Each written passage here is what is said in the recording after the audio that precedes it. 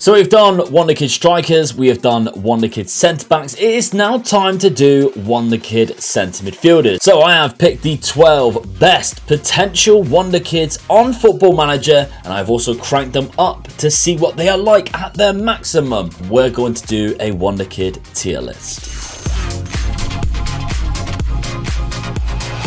So of course, smash the like button if you enjoy these tier lists, so it will encourage me to do more. Leave a comment down below the position that you want me to do next, and let's get underway. Starting off with Billy Bloody Gilmore. England fans, come on, he is that good. So here is Billy Gilmore, and he's actually one of the lowest on this list because he has a potential range of 170. There's a lot of centre midfielders at 170, so I went and handpicked a few of the very best and popular ones that I know people would kick off if they weren't in the list to make it up to a good amount of number. And Billy Gilmore is one of them on there because I actually do think as well, when he is close to his maximum, he is very, very good on this game. So, I mean, here he is. A lot of 18s that we can see, especially in the technicals, first touch, passing, penalty taking, technique. I mean, his mental attributes are disgusting, really. His physicals kind of let him down. He's 5'7", but he's 19 years of age, so he might grow slightly taller than this. Now, the way that I've actually done this is in the pre-game editor. I set his current ability to 170 and then loaded the game file. So a lot of it will be random. My Billy Gilmore at 170 might look slightly different to yours, the same with every single player. And basically, to qualify for this list, you had to have a fixed potential of above 165, or have a potential range of like 180 and above. And then I handpicked 3 players out of the 170 because I know you guys will be asking where they are. Like Andrea Papetti, that centre-back one, the most comments was, where's Andrea Papetti? Told you the reason why. Told you the reason why here. But please, if there are players that I haven't put in here, let me know down in the comments. So, young Billy then, I mean, like I said, when he's set to his maximum, he is very good, but he does only have that potential range, and he can be quite expensive too. I think straight away we're going to put him in the C tier. And I think Scottish fans, when you look at the players that are on this list, it's actually quite generous, to be honest. Billy Gilmore slots in there. And who knows, maybe next year's game he'll be even better. And I kind of hope he will be, because I think he deserves it. But for now, Billy Gilmore for me is in the C tier. Things can change though. But we go from one of the lowest potentials on this game to the highest, Eduardo Camerovinga. Now everybody knows who this man is. He is one of only 2 players who has a potential range of up to 200, himself and Youssoufa Moukoko, obviously the striker from Dortmund. Now this is him set to his maximum. When we see Moukoko set to his maximum, there's 20s everywhere. You can just see and sense an elite player. However, I don't quite get the same feeling from Camerovinga. He looks like a 190 player in my opinion from my experiences, but I can tell you now, if I click on the pre-game editor, on the in-game editor, sorry, I can show you exactly here. This is him set to 200. Might say recommend of 180. This is him set to 200. So, I mean, obviously, world-class player. Let's not beat around the bush. He's 6 foot. He has some unbelievable physical attributes as well. Mental attributes are superb, and he can pretty much play in any role on the pitch that you want him to play in that midfield. If you want him to be that sole deep lying playmaker or ball winning midfielder, he can do that for you. He has great tackling ability, good passing, good marking. If you want him to be a box to box midfielder, he has 15 dribbling, good first touch. He'll take the ball forward for you because he has good off the ball as well as positioning of 18. But if you want that kind of advanced playmaker or Mazzala, he can also do all of that too. The only weakness I'd say here is probably his long shots, sometimes his finishing. If you were to use him in certain roles, maybe the box to box, maybe the Mazzala, he might struggle with. But he does have player traits of run with the ball. He is absolutely fantastic. Surely there is only one place that this man can sit. So yes, I think we've got to put him in the A tier. To get in that S tier, you have to be... S tier for me is special. And Eduardo Camerovinga, I don't know whether I look at that as a 200 player and think he is special. Although he plays for Rennes, he always ends up at PSG. And to get him at your club, if you're not PSG, is a nightmare. So, taking all of that in consideration, looking at his attributes, the cost, everything like that, I think the A tier is where Eduardo Camerovinga will sit. And I'm quite interested to see what he's like in next year's game as well, whether they still rate him as highly as a potential range of 200. That's what I'm really curious about. Next we have Michael Cousans. Now, this one's a little bit dubious in my opinion because he's 20 years of age. He's one of the oldest players on this list, but his current ability at the start of the game is really low. And he still has a potential range. I think it's fixed at 168, something around those lines. I mean, we can actually see if we... So yeah, 168 is his potential ability, and this is what he is set at. And I don't know. In my opinion, I think there's just so many better options, really. But he made the cut because he was above a fixed potential of 165. He's on loan from Bayern Munich, and I just don't rate him, in my opinion. Yes, technical's fantastic. Some mentals are good composure and good vision. If he reaches this, then he's going to make an outstanding deep line playmaker, don't get me wrong, but it's very rare that I see him make this. I've got a feeling he has a very low professionalism hidden attribute, which means he never really reaches his full potential. So yeah, I've actually gone on the in-game editor, and we can see his professionalism here is set to 9. So it's not the best, and it kind of goes with what I'm saying. He never really reaches his peak. So this is the first time I've actually seen him at his maximum, and I had to set it myself. Every time I've done a simulation, he's nowhere near this good. And so unfortunately, I think I've got to put him in the D tier. He's going to be the first man in that D tier. He might be the only man if we take a look at the rest of this list soon. But I think this is where he will sit. That professionalism really lets him down with his age and everything. I know he was better last year, to be honest, or the year before. He was a lot better in those 2 iterations in Football Manager. This one, though, he has that potential. He just never, ever makes it. A quick interruption to talk about Ultimate Fan. Again, Ultimate Fan is the free-to-play app which amalgamates both FIFA pack openings and fantasy football. It's the perfect mix of the two, and I have partnered up with them yet again because the quarterfinals is now looming and you have another free chance to win yourself some money. Again, you have to be 18 or over and live in the UK or Ireland to qualify, but it's a free downloadable app in the link in the description. If you want to pay for the gold tier, you'll have better players because you'll have the gold players as well, and I'm going to show you my new packs. So yes, if you downloaded this before, you have your new packs to open as well. So straight away, Switzerland, we have Alvaro Morata. He's finally found his shooting boots. Kyle Walker played exceptional the other day. Torgan Hazard, I've got a couple of goal scorers coming on here, and my gold is Brie Mbolo. And onto the gold pack then. Let's take a look at this pack. Wow. Yarmolenko for Ukraine. Let's hope he doesn't do anything too good against England in the next round. Granit Xhaka played absolutely outstanding against France. Incredible. And Chiellini, the absolute warrior. The Italian warrior, Chiellini. Let's take a look at my squad. So there we have it then. My squad going into the quarterfinals. I have Spain, Chiellini, Kyle Walker, Granit Xhaka, Eden Hazard, and Patrick Schick. Let's hope I win some points, and let's hope I win some money. Link down in the description. Thank you very much for partnering with me, Ultimate Fan, again. Another man who's on loan to a French team, Florentino Luis from Benfica. And I'm in the exact same boat with the last guy. I mean, this is him set to his maximum, by the way. And it is not very good, is it, technical-wise? He has 14 for marking, only 13 for passing, and 18 for tackling, meaning that he is pretty much, you're very limited to like a ball-winning midfielder in the CDM role or in the centre midfield role because he can play both. Yes, his mental attributes are good, but even the vision, 12. Off the ball, 11. He's not very good going forward. If you need him as the pivot player who's just going to win the ball back. He's like a bad version of Kante because he can't pass, I would say, and he can't really dribble that well. So to me, I think he might be joining Michael Cousans. Fortunately, he will be, and I've actually got a feeling that I'm going to leave Michael Cousans above him. So Florentino Luis sits at the bottom of this list so far. Next, though, is Gavi, and you all know about the 300k man, Gavi. Probably the most requested name that I ever had for a Wonderkid spotlight because I never did it because there was no point. Everybody knew about him already. Gavi has a minimum fee release clause of 375k at the start of the game. When he is set to his maximum, he is absolutely phenomenal. This is him right now. Another one of those players like Billy Gilmore. He's only in the 170 potential range, but I chose him because I know a lot of people will ask about him or talk about him.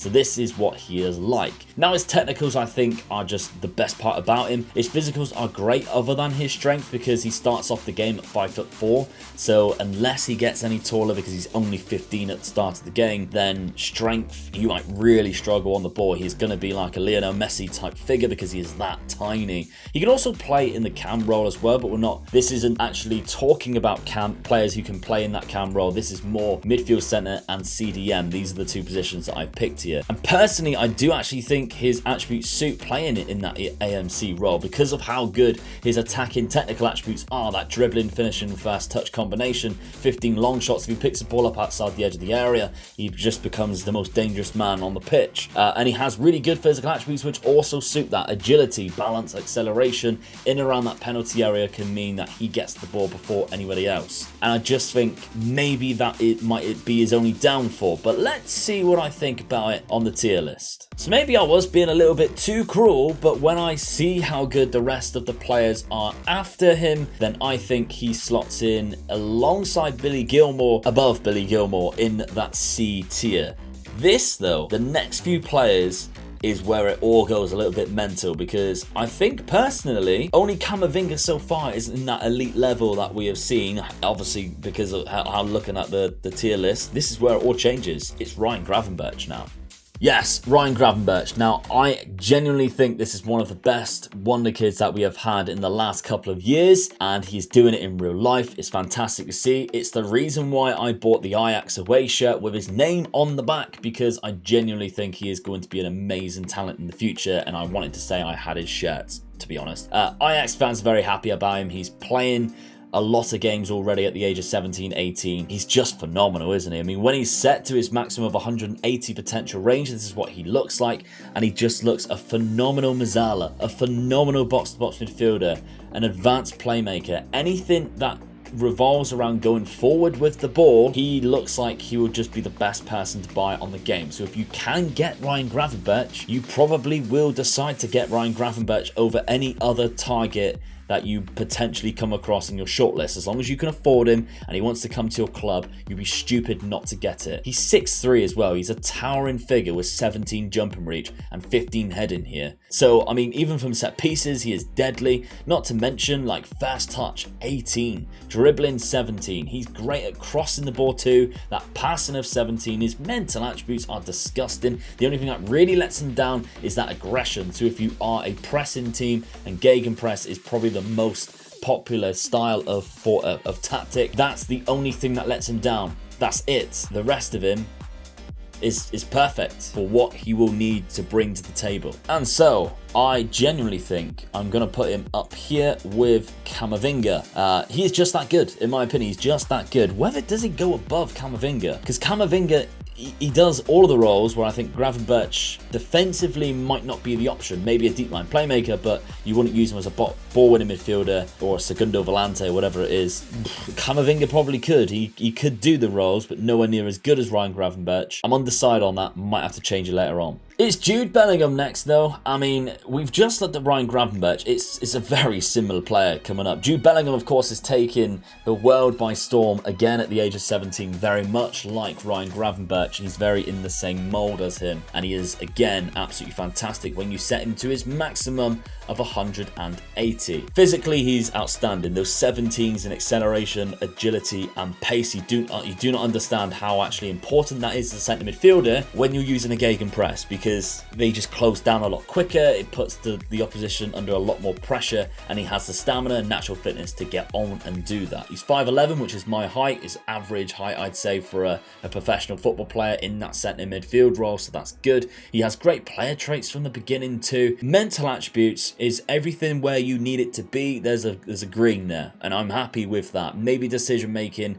is the only one that maybe lets him down. The rest of it, though, I'm perfectly fine with. And then on the technicals, you have that dribbling, finishing, and first touch combination, the triple threat there at the top that I always look for in attacking playmakers or attacking midfielders. And then that passing ability, 16, technique is 16, and then he has a lot of 13s and 14s around him. The 13 in tackling and heading for when he's in that midfield and there's a bit of a battle going on. He can win the ball in the air, He can win the ball at your feet. He has, of course, the long shots of 14. If he finds himself on the edge of the area, he has that ability to take a strike with 14 long shots. I genuinely think this is one of the best players that we'll see today. Where does he go? And again, I think he goes in the A tier right behind Ryan Gravenbirch. I don't think he is up there yet. I think Ryan Gravenbirch has slightly a little bit more about him than Jude Bellingham. Jude Bellingham's more of an all-rounder. Ryan Gravenbirch is more attacking player, but Jude is not good enough defensively to warrant the Eduardo Camerovinga reason of him going above Ryan Gravenbirch, if you understand what I mean. But I'm curious to know what your opinion is, whether one of these three here would be in the S tier for you. Because if somebody told me, oh, I would have Camerovinga in the S tier, I would have Ryan Gravenbirch in the S tier, or I'd have Jude Bellingham in the S tier, I wouldn't be arguing with you at all. But here we have the 190 potential range Iliash Marieba. 17 years of age from Barcelona's La Masia Academy. This guy is absolutely phenomenal. A perfect centre midfielder, and in every save where I've seen him get somewhere close to first team football early on in his career with a decent potential, he turns out to be like a legendary midfielder. He is absolutely sublime. Look how many greens are just across his whole page. He's just, there isn't a weakness on there. He is good going forward. He can do the stuff defensively as well, like 13 tackling. But look at this, 20 technique, 17 passing, 18 for long shots. The triple threat, 19 first touch, 17 finishing, 18 for dribbling. And then you look at his mental attributes and it's outstanding. All of those there, green. You can't argue with that.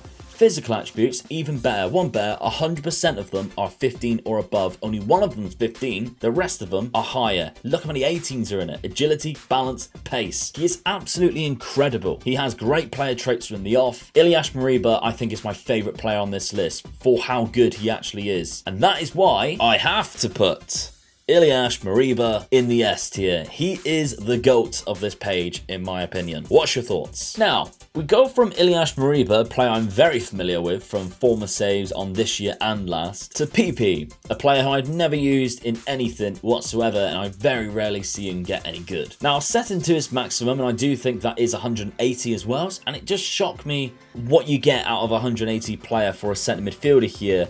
I mean, dribbling and finishing of 18. It's very weird. As a striker, he looks better than what he would as a centre midfielder because, I mean, he has okay physicals as well.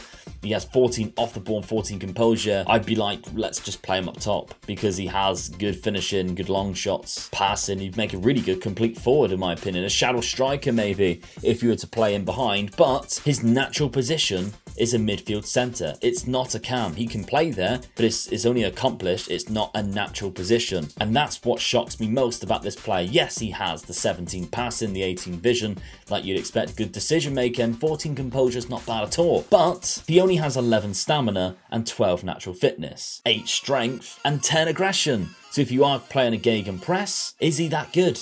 I genuinely don't think he is. So I do think he goes down here in the D tier, and I think he might go above Michael Cousans, just for the fact that Michael Cousans' professionalism is so bad. I genuinely can't see him rescuing that, really. I think he's got to sit there. In my opinion, he's got to sit there. So in the D tier is PP. Have you ever used him though? Let me know. Now, one of the most famous players on this list is this man, Sanjo Tonali, 20 years of age. He's at Milan on loan from Brescia, and 9 times out of 10 he goes to Milan. They kind of always sign him for the money unless you manage to get him instead for that around about £18 million mark that Brescia are willing to part with him at the end of the first season. If you don't though, if he manages to reach his maximum, because he has a fixed potential, and let's take a look at it, I do think it's 168 again. It is 168 as you can see here, potential ability. He's phenomenal, like he is great. Look how good he is. There's a lot of greens there in the right places as well, and he can play a number of different roles really well. So if you were to play him as a DM,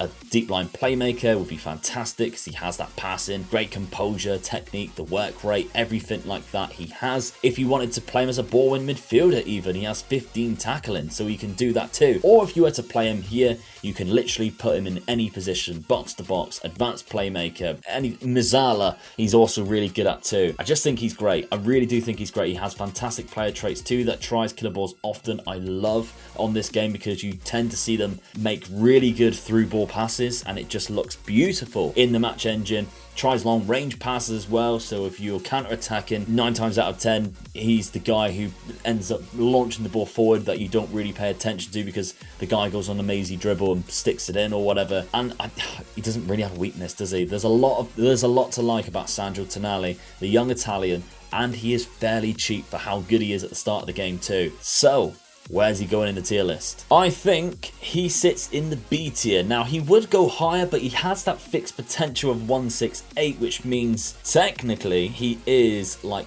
12 current ability points behind these two young men here, and a lot behind, like 32 behind Eduardo Camerovinga. And yes, he is an elite midfielder. He's a world-class midfielder. I just think there's something different which separates Sanjo Tonali to the 4 above him, in my opinion anyway. A lot of people love Sanjo Tonali to the point where they would put him in the S tier, I'm sure, and I wouldn't argue with that. Now, the penultimate player on this list is this man, Sandri, probably the least known player on this list too. Sandri is a Brazilian. He comes from Santos, and I picked him because he has a potential range of 170, and I've used him a few times in simulations, and he is actually very good, and a few people have spoken about him. And what I like about him is whenever I've set him to his maximum, you get something different out of him. But that could also be a downfall, because we see here when he is set to 170, he looks great as like a really good defensive midfielder because he has the 16 marking, the good passing, good tackling, vision, teamwork, that kind of stuff. He's also quite aggressive too,